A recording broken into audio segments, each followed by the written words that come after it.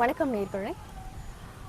இன்றைக்கு வெற்றி பாதையிலே நிகழ்ச்சியில நம்ம சந்திக்க இருக்கக்கூடிய சாதனையாளர் Madurai Balaji associate and managing director engineer L Balaji, international professional engineer and registered valuer. Civil engineering ஃபீல்டில் இந்தியாவிலே 8 பேர் தான் INTP-ல இருக்காங்க. இவர் உலக அளவில் எந்த கண்ட்ரிக்கும் போய் ப்ராக்டிஸ் செய்ய முடியும். அங்கே தனியாக லைசன்ஸ்லாம் தேவை கிடையாது. நேஷனலைஸ்டு பேங்க் மற்றும் ஷெட்யூல்டு பேங்க்ல பேனல் வேல்யூவராக இருக்காரு. ப்ராஜெக்ட் மேனேஜ்மெண்ட் கன்சல்டன்ட்ல நிறைய பேர் சொல்லக்கூடிய ப்ராஜெக்ட்ஸ் பண்ணியிருக்காரு. Repair and rehabilitation SL building ரெமடிஸ்ன்ற அவரோட அப்பாவோட கம்பெனி பேர்லயே இவரும் பண்ணிட்டு இருக்காரு. 3Dல digital mapping company Geomatics Aero Technologies Private லிமிடெடையும் நடத்திட்டு இருக்காரு. சென்ட்ரல் கவர்மெண்ட்டுக்கும் அப்புறம் நிறைய பேங்க்ஸுக்கும் ஸ்ட்ரக்சரல் வேல்யூவேஷன் பண்ணிட்டு இருக்காரு. இந்த அற்புதமான சாதனையாளர் இன்ஜினியர் எல் பாலாஜி அவங்கள சந்திப்போமா? வணக்கம் சார். வணக்கம் மேடம். சார், உங்கள் ஃபேமிலியை பற்றி கொஞ்சம் விவரமாக சொல்கிறீங்களா? அதற்கு முதலில் நேயர்களுக்கு என் முதற்கண் வணக்கம். என்னுடைய ஃபேமிலி என்னுடைய அப்பா, அம்மா, என்னுடைய சிஸ்டர், யங்கர் சிஸ்டர், இவங்க 3 பேர். என்னுடைய கல்யாணத்துக்கு பிறகு என்னுடைய மனைவி பி ஸ்ரீ வித்யா, இவங்க 4 பேர் தான் எங்கள் ஃபேமிலி. பெரிய குடும்பம்லாம் இல்லை. நல்ல கண்டென்டட் குடும்பம். இதுதான் இப்படி தான் வாழ்க்கையில் இருக்கணும் அப்படின்றத எங்கள் அப்பா மூலமாக நிறைய தெரிஞ்சுக்கிட்டேன். எங்கள் அப்பா தான் எனக்கு வழிகாட்டியாக இருந்து நிறைய விஷயங்கள் சொல்லியிருக்காரு.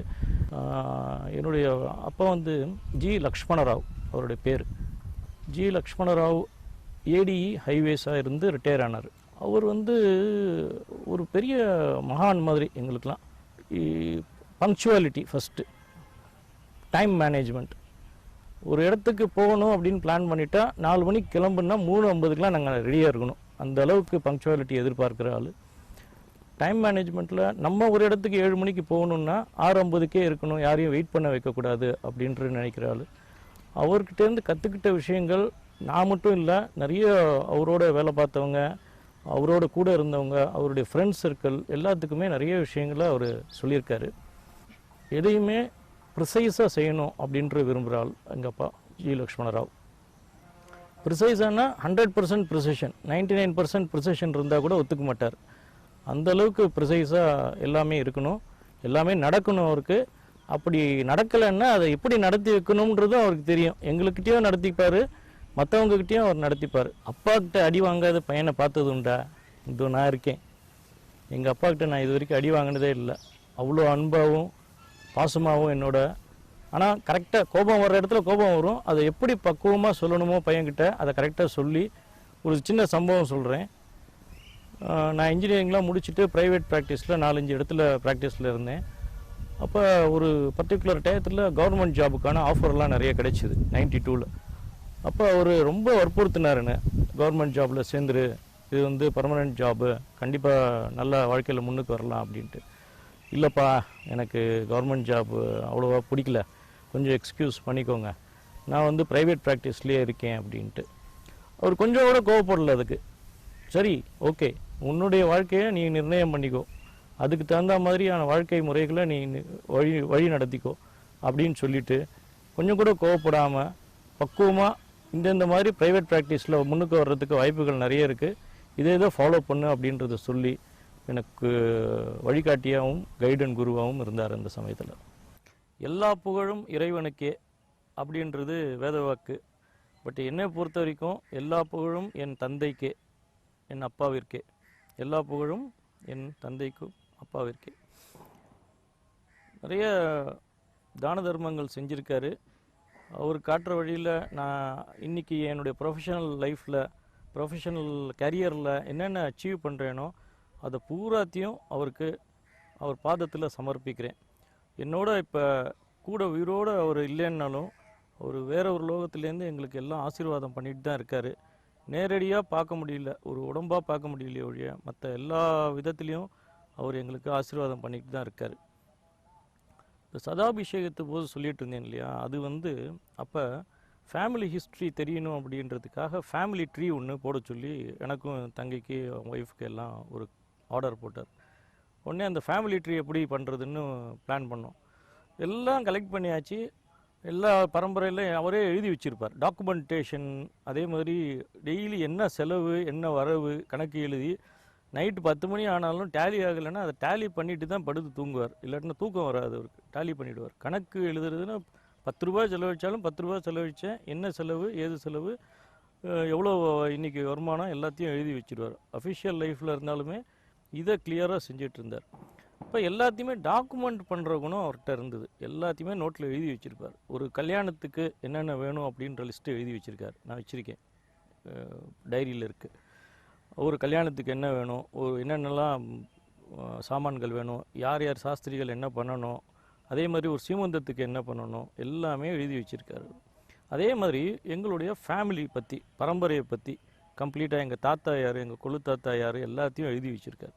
பட் இந்த டீட்டெயில்ஸ் எல்லாம் கலெக்ட் பண்ணிட்டோம். எங்களுக்கு பெரிய சேலஞ்ச் என்ன ஆயிடுச்சுன்னா, இந்த ஃபோட்டோஸை கலெக்ட் பண்ணுறது தான் பெரிய சேலஞ்ச் ஆகிடுச்சு. அந்த ஃபோட்டோஸையும் ஒரு வழியாக கலெக்ட் பண்ணி லாஸ்ட் டேட் நாளைக்கு சதாபிஷேகம்னா அன்றைக்கி எல்லாருக்கும் ஒரு காப்பி கொடுக்கணும் அப்படின்றதையும் ஆசையாக சொன்னார். வர்ற எல்லா ரிலேட்டிவ்ஸுக்கும் நம்மளுடைய ஃபேமிலியை பற்றின யார் இங்கேருந்து ஆரம்பித்து இது வரைக்கும் கொள்ளு பேரம் வரைக்கும் எவ்வளோ பேர் இருக்கோம் அப்படின்றது தெரியணும் எல்லாத்துக்கும் அப்படின்றதையும் தெரிவிச்சுக்கணும் அப்படின்றதுக்காக எல்லாருக்கும் ஃப்ரேம் போட்டு அந்த ஃபேமிலி ட்ரீயை கொடுத்தோம். அது ஒரு யாரும் பிரமிக்கத்தக்க ஒரு தாட் அவருக்கு. நான்லாம் நினச்சே பார்க்கல இப்படி ஒரு விஷயம் சொல்லுவார் அப்படின்ட்டு.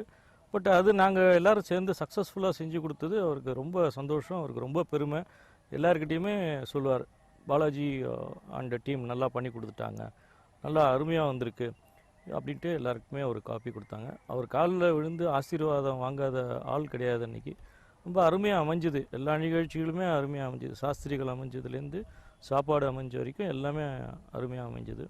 அவருடைய ஆசீர்வாதம் தான் இன்றைக்கி நாங்கள் இந்த அச்சீவ்மெண்ட் எல்லாமே பண்ணுறதுக்கு காரணம். சார், உங்களோட சொந்த ஊர் எது? நீங்கள் ஸ்கூல் காலேஜ் இதெல்லாம் எங்கே படிச்சிங்க? அதை பற்றி கொஞ்சம் சொல்லுங்களேன். கண்டிப்பாக. என்னுடைய சொந்த ஊர் வந்து தஞ்சாவூர். ஆக்சுவலாக காவேரி தண்ணி பாயிற தஞ்சாவூர். என்னுடைய ஸ்கூலிங் வந்து அப் டு 6th ஸ்டாண்டர்ட் வந்து செயின்ட் ஆன்ஸ் ஹையர் செகண்டரி ஸ்கூல் திண்டிவனத்தில் படித்தேன். 7th 8th 9th Kumbakonam down higher secondary ஸ்கூலில் படித்தேன். 10th +1 +2 American college higher secondary ஸ்கூலில் படித்தேன். அதுக்கப்புறம் என்னுடைய இன்ஜினியரிங் மெப்கோஷ் லங்க் இன்ஜினியரிங் காலேஜ் சிவகாசி, அதில் படித்தேன். பிஇ டிகிரி முடிச்சுட்டு அதுக்கப்புறம் எம்இ பண்ணேன், எம்பிஏ பண்ணேன்.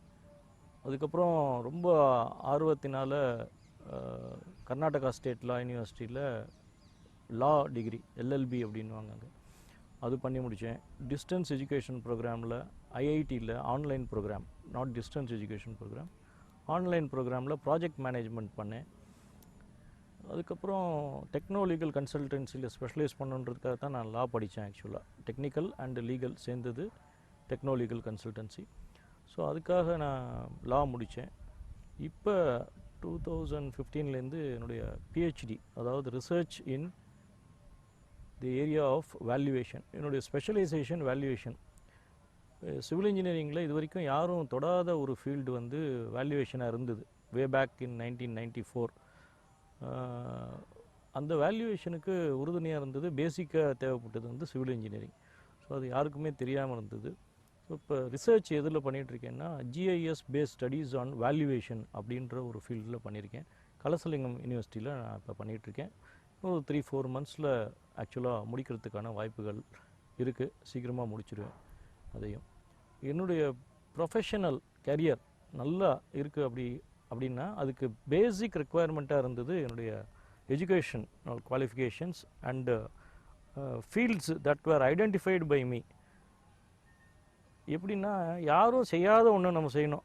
எல்லாம் சிவில் இன்ஜினியரிங் முடிச்சுட்டு எல்லாம் சைட் இன்ஜினியர் ஆகணும், எல்லாம் கட்டடம் கட்டணும், எல்லோரும் அந்த ஒரு மோனோபோலி மாதிரி ஒரே டைரெக்ஷனில் தான் பார்த்துட்டு இருந்த காலத்தில் நம்ம மட்டும் ஏன் எல்லாம் அதே டைரெக்ஷனில் போகணும், ஒன்று மாற்றி யோசிப்போம் அப்படின்ட்டு என்னென்ன ஃபீல்டு இருக்குதுன்னு ரிசர்ச் பண்ண ஆரம்பித்தேன். வே பேக் இன் 1994.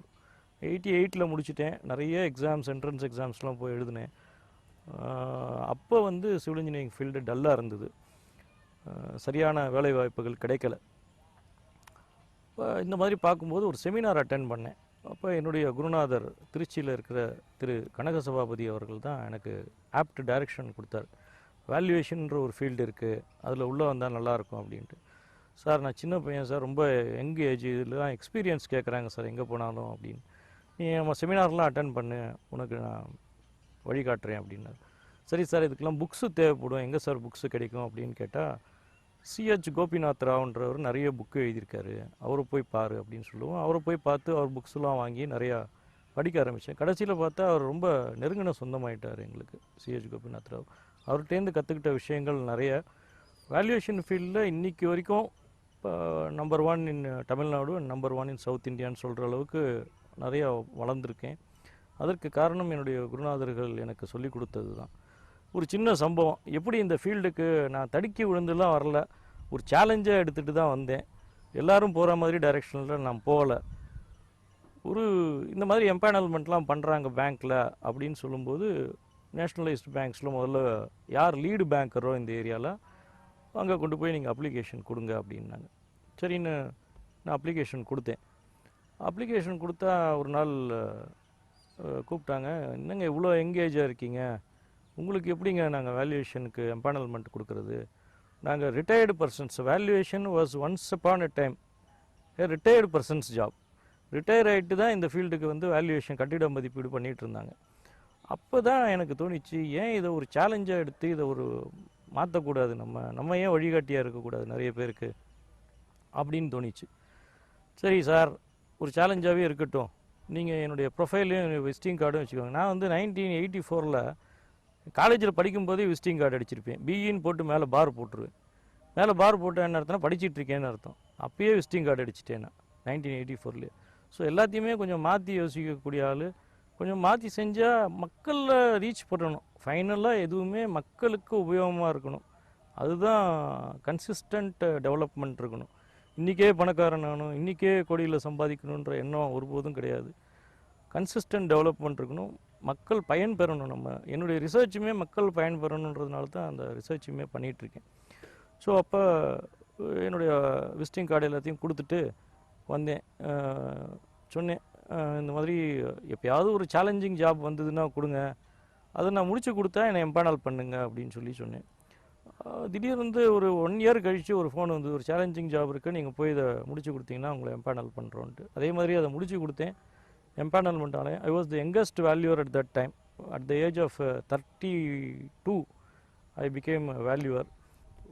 என்பிஎஃப்சின்னு நான் பேங்கிங் ஃபினான்ஷியல் இன்ஸ்டிடியூஷன் கம்பெனி, அதில் வந்து நிறைய நாள் வந்து நான் நிறைய வருடங்கள் வேல்யூவராக இருந்தேன். அப்போ ஒரே வேல்யூவர் தான், தமிழ்நாட்டுக்கு பூரா ஒரே வேல்யூவர் தான் எம்பேனல் பண்ணாங்க. அவங்களுக்கு நிறைய வேலை பார்த்து கொடுத்தேன். அந்த எக்ஸ்பீரியன்ஸை வச்சு இந்த நேஷ்னலைஸ்ட் பேங்க்கில் எனக்கு எம்பேனல்மெண்ட் கொடுத்தாங்க.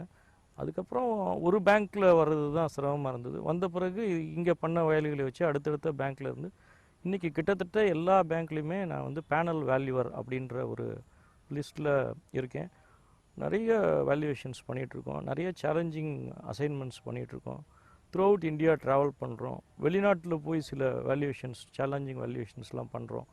ஸோ இதுக்கெல்லாம் மூல காரணம் நம்ம டிஃப்ரெண்ட்டாக திங்க் பண்ணது, டிஃப்ரெண்ட்டாக பண்ணணும் அப்படின்ற ஒரு நோக்கத்தோடு அதுக்கு ஒரு பிளானிங் பண்ணணும்.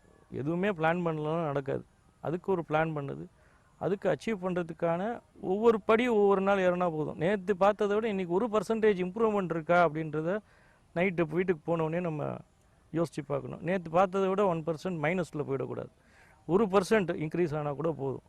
அந்த மாதிரி ஒரு ஆட்டிடியூடோட டெய்லி ஒரு இம்ப்ரூவ்மெண்ட்டை நினச்சி நம்ம பண்ணிகிட்டு இருந்தோம். இன்னொரு முக்கியமான விஷயம், நம்ம ஆஃபீஸை பொறுத்த வரைக்கும், என்னுடைய ஆஃபீஸு பாலாஜி அண்ட் அசோசியேட்ஸு, இதை பொறுத்த வரைக்கும் 4 பிரிவுகள் இருக்குது.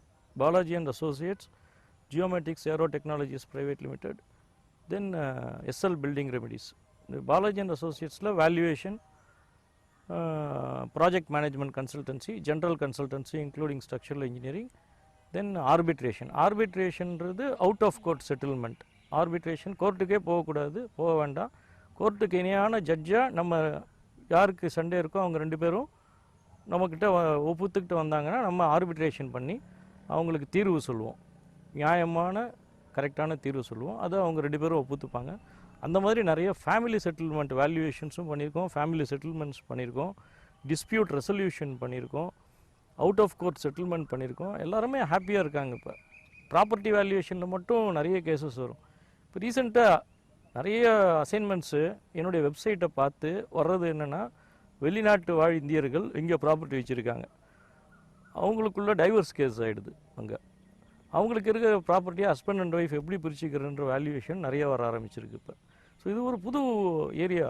இது யாருமே நினச்சி பார்க்கல இப்படி ஒரு அசைன்மெண்ட் வரும்ன்றது. 1 இயராக இந்த அசைன்மெண்ட் தான் அதிகமாக வருது. அல்தோ கல்ச்சர் இது எல்லாமே போனாலும் எங்களுக்கு அல்டிமேட்டாக ஒரு அசைன்மெண்ட் கிடைச்சா அது எங்களுக்கு சந்தோஷமாக தான் இருக்குது. So we get assignments through mails. அதை போய் பார்த்து அவங்களுக்கு வேல்யூ பண்ணி நீங்கள் இந்த ப்ராப்பர்ட்டி வச்சுக்கோங்க, நீங்கள் இந்த ப்ராப்பர்ட்டி வச்சுக்கோங்கன்னு ஒரு ஆர்பிட்ரேஷன் பண்ணி ஒரு ஜட்ஜ்மெண்ட் மாதிரி கொடுக்கும்போது அவங்களும் ரொம்ப ஹாப்பியாகிறாங்க.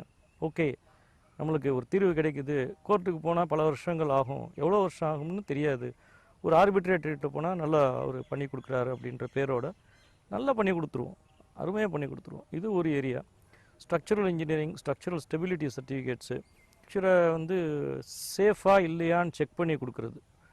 இதுக்கு பேர் வந்து ப்ரூஃப் செக்கிங் அப்படின்னு பேர். வேறு யாரோ பண்ணியிருப்பாங்க, அது கரெக்டாக இல்லையான்னு நாங்கள் ஒரு தடவை செகண்ட் ஒப்பீனியன் செக் பண்ணி கொடுக்குறது. அது ரொம்ப கஷ்டம். ஏன்னா அசம்ஷன்ஸ்லேருந்து எல்லாம் அவங்ககிட்டேருந்து டீட்டெயில்ஸ் வாங்கணும்.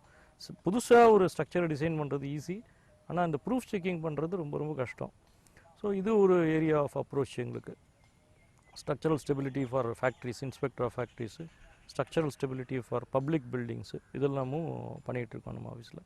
எல்லா பேங்க்லேயும், ஷெட்யூல்டு பேங்க்ஸ், நேஷ்னல் பேங்க்ஸ்லேயும் எம்பேனல் ஆகி நல்ல விதமாக பப்ளிக்கு சர்வீஸ் பண்ணணும். இமீடியட்டாக அவங்களுக்கு ரிப்போர்ட் கொடுத்தா, ஏன்னா கடைசியாக தான் வேல்யூவேஷன் ரிப்போர்ட்டுன்றது வரும். பேங்க் லோனில் எல்லா வேலையும் முடிச்சிடுவாங்க, லீகல் ஒப்பீனியன் வாங்கிடுவாங்க, பேங்க் ப்ராசஸ் பண்ணிவிடுவாங்க. பேங்க் ஹையர் அத்தாரிட்டிஸ் என்ன சொன்னாங்கன்னா, அந்த வேல்யூவேஷன் ரிப்போர்ட் வாங்கிட்டு வந்தால் உங்களுக்கு லோன் ரிலீஸ் பண்ணிடுறோம் அப்படின்வாங்க. இந்த வேல்யூவேஷன் ரிப்போர்ட்டு வாங்குறது சுடுதண்ணியை ஊற்றிட்டு தான் வருவாங்க கிளைண்ட்டு. காலில் கிளைண்ட்டை நம்ம சாட்டிஸ்ஃபை பண்ணி தான், இந்த தொழிலை எடுத்துட்டோம், இந்த தொழிலை தொட்டுவிட்டோம் சார், உங்களுக்கு ஒரு வாரம் கழிச்சு தான் சார் ரிப்போர்ட் கொடுக்க முடியும் அப்படின்னா நம்மளை யாரும் சீண்டி வரமாட்டாங்க. சரி, நம்ம என்ன முடியுமோ, customer satisfaction, customer service, client is more important in our premises அப்படின்ற ஒரு ஆத்தென்டிசிட்டியோட கிளைண்ட் வந்த உடனே என்னென்ன பேப்பர்ஸ் இருக்கான்னு பாருங்கப்பா தம்பிக்கலான்னு இந்த ஜூனியர்ஸ்ட்டை சொல்ல, அவங்க எல்லா பேப்பர்ஸும் இருந்ததுன்னா உடனே சைட் இன்ஸ்பெக்ஷன் ரெண்டுமே டேலி ஆகிடுச்சுன்னா 24 hours to 48 hours ரிப்போர்ட்டை ரிலீஸ் பண்ணிவிடுவோம். அவங்களுக்கும் லோன் ரிலீஸ் ஆகிடும். ஹவுசிங் லோன்லேருந்து, மார்ட்கேஜ் லோன்லேருந்து, சிசி லிமிட்லேருந்து, எஜுகேஷன் லோன்லேருந்து எல்லாமே எங்களை பேங்க்ஸ் எல்லாம் டிபெண்ட் பண்ணி எங்கள் கம்பெனிக்கு நிறைய அசைன்மெண்ட் வருதுன்னா, எங்கள் டீம், எங்கள் ஆஃபீஸ் டீமுக்கு இருக்கிற வர்டிகல்ஸ், எங்கள் டீம் மெம்பர்ஸ், என்னுடைய ஆஃபீஸ் ஸ்டாஃபை தான் சொல்லணும். நான் ஊரில் இருந்தாலும் இல்லாட்டியும் என்னுடைய ஆஃபீஸ் அதே சாங்டிட்டியோட, அதே டைரெக்ஷன்ஸில் கரெக்டாக நான் என்னுடைய கேபினில் இருக்கேன்னு நினச்சிக்கிட்டே எல்லாருமே ஃபங்க்ஷன் பண்ணுவாங்க. அது ஒரு பெரிய கொடுப்பினை என்னுடைய ஆஃபீஸ் டீமை தான் சொல்லணும். அவங்க பண்ணுற வேலையை நிச்சயமாக ஒரு நாளும் மறக்க முடியாது, மறக்கக்கூடாது.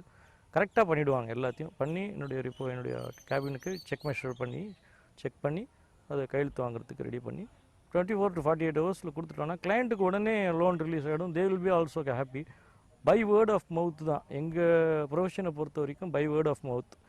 நாங்கள் என்ன தான் லெட்டர் எழுதினாலும் சரி, மெயில் அனுப்பிச்சாலும் சரி, இன்னொருத்தர் அவர்கிட்ட போனால் கரெக்டாக பண்ணி கொடுத்துருவாருங்க.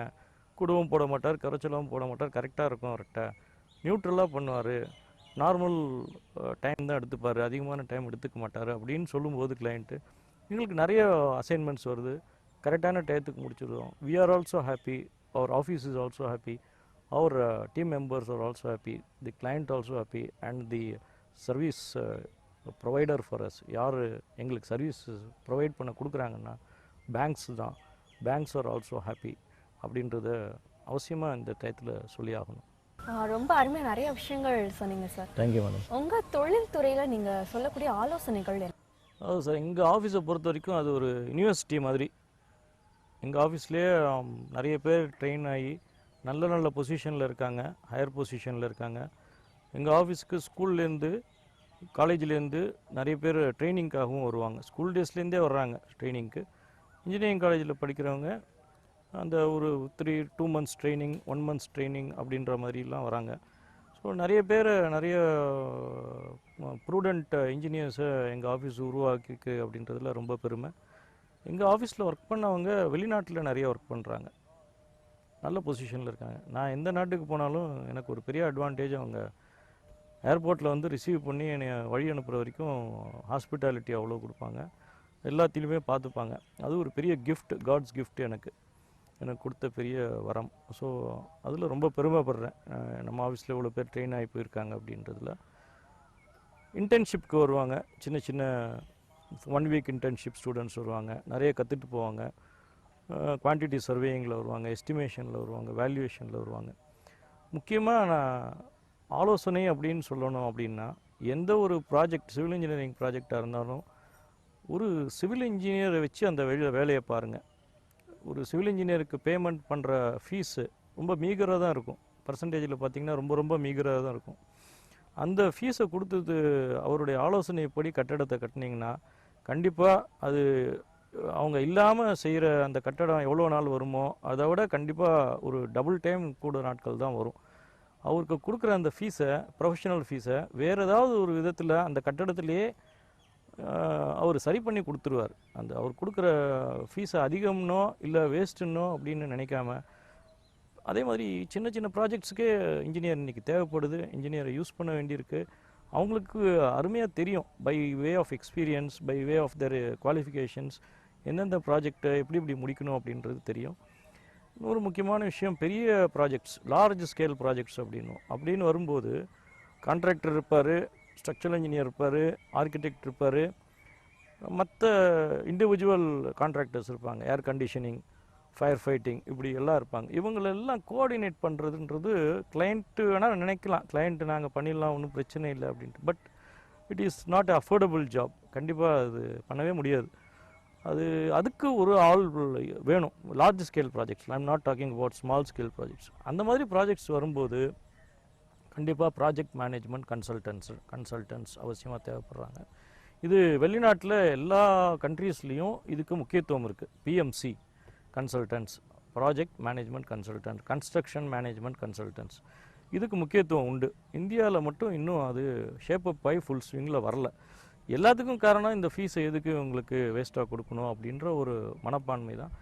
இந்த ஃபீஸை கொடுத்தா தான் இந்த டயத்தில் முடிக்க முடியும். இவங்க எல்லாரையும் கோஆர்டினேட் பண்ணணும். இவங்களை எல்லாரையும் கோஆர்டினேட் பண்ணணும்னா இந்த ப்ராஜெக்ட் மேனேஜ்மெண்ட் கன்சல்டன்சி அப்படின்றது இந்தியாவில் தான் இன்னும் பெரிய லெவலில் உருவெடுக்கல. மற்ற கண்ட்ரியில் எல்லாருமே எல்லா விதத்துலையும் யூஸ் பண்ணிட்டு இருக்காங்க ப்ராஜெக்ட் மேனேஜ்மெண்ட் கன்சல்டன்ஸை. ரொம்ப அருமையாக அதை பற்றி விளக்கமாக சொல்லிட்டீங்க எங்களுக்கு. தேங்க்யூ. உங்களுடைய எதிர்கால திட்டம் என்ன? எதிர்கால திட்டங்களை பற்றி சொல்லணும்னா நிறைய இருக்குது. பட் என்னுடைய ஆஃபீஸை பற்றி முதல்ல சொல்லி அப்புறம் சோஷியல் காசுக்கு என்ன செய்ய போகிறேன் அப்படின்றதையும் சொல்கிறேன். என்னுடைய ஆஃபீஸில் வேல்யூவேஷன் தான் it plays a major role. இப்போ இந்த வேல்யூவேஷனில் இந்தியாவில் பிக் 4 அப்படின்ற கம்பெனிஸ் தான் இருக்காங்க. பிக் 4 அப்படின்ற கம்பெனிஸ் வேறிய நாட்டிலேருந்து இந்தியாவில் வந்து வேல்யூவேஷன் ப்ராக்டிஸ் பண்ணிகிட்ருக்காங்க. என்னுடைய ஆசை என்னென்னா, என்னுடைய ஆஃபீஸ் ஸ்ட்ரென்த்தை கூட்டி இன்னும் நிறைய பேருக்கு வேலை வாய்ப்பு கொடுத்து நாங்கள் வந்து மல்டிநேஷ்னலாக போகணும் அப்படின்றது தான் என்னுடைய அபரீத விபரீத ஆசை.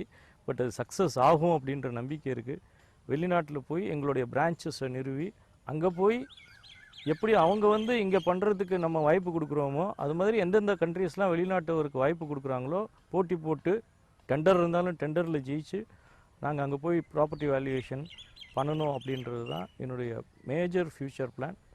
இப்போ இருக்கிற என்னுடைய ஆஃபீஸில் ஒர்க் பண்ணுறவங்கள விட 3-4 டைம்ஸ் நிறைய பேர் ஒர்க் பண்ணணும், ஒவ்வொரு ஃபேமிலிக்கும் வாழ்க்கை கொடுக்கணும் அப்படின்றது என்னுடைய இன்னொரு ஆங்கிளில் திங்க் பண்ணுற ஒரு ஆட்டிடியூட். என்னுடைய ஆட்டிடியூட் நிறைய ஃபேமிலிஸ்க்கு வாழ வைக்கணும் அப்படின்றது. இது வந்து எங்கள் ஆஃபீஸை பொறுத்த வரைக்கும் இருக்கிற ஃப்யூச்சர் பிளான்ஸ். சோஷியல் காஸ் அப்படின்னு வந்திங்கன்னா, நான் ஒரு 4 இன்ஜினியரிங் காலேஜில், அட்டானமஸ் இன்ஜினியரிங் காலேஜில் போர்ட் ஆஃப் ஸ்டடீஸில் இருக்கேன்.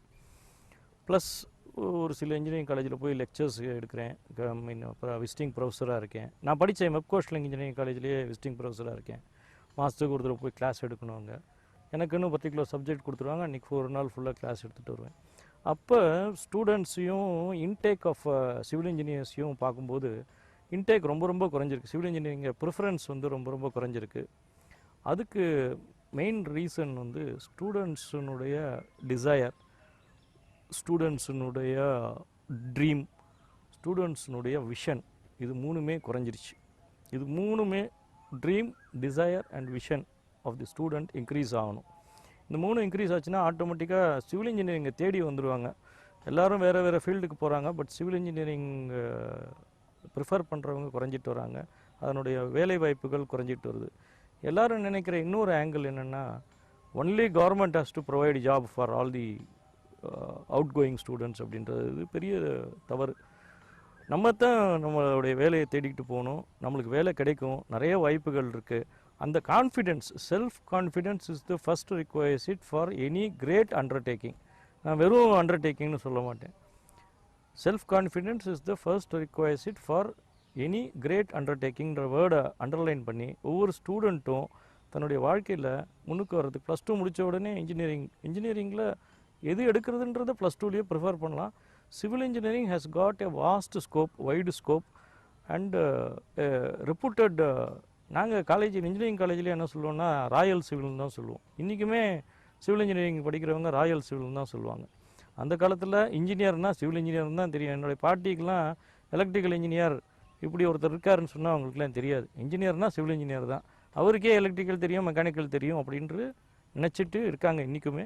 அப்படி தான் இருக்குது ஆக்சுவலாக. Civil engineer has to know everything, every branch of engineering. அதுவும் உண்மையும் கூட. நான் சோஷியல் காசுக்காக என்னமும் செய்ய தயார்னு நிறைய ட்ரைனிங் பண்ணணும் ஸ்டூடெண்ட்ஸ்னுடைய இன்டேக்கை இன்ஜினியரிங் காலேஜஸ் உயர்த்தணும்னா government has to come with many schemes for promoting civil engineering. So இதுதான் என்னுடைய சோஷியல் காசில் என்னுடைய முக்கிய பங்கு. I am ready to offer my services for any good cause in the field of civil engineering.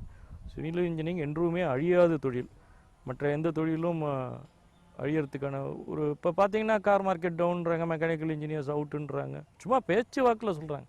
அதெல்லாம் உடனே வந்துடாது, உடனே அப்படி ஆகலாம் வாய்ப்பு இல்லை சொல்கிறேன். But civil engineering is evergreen, everlasting and ever loving field in the field of engineering.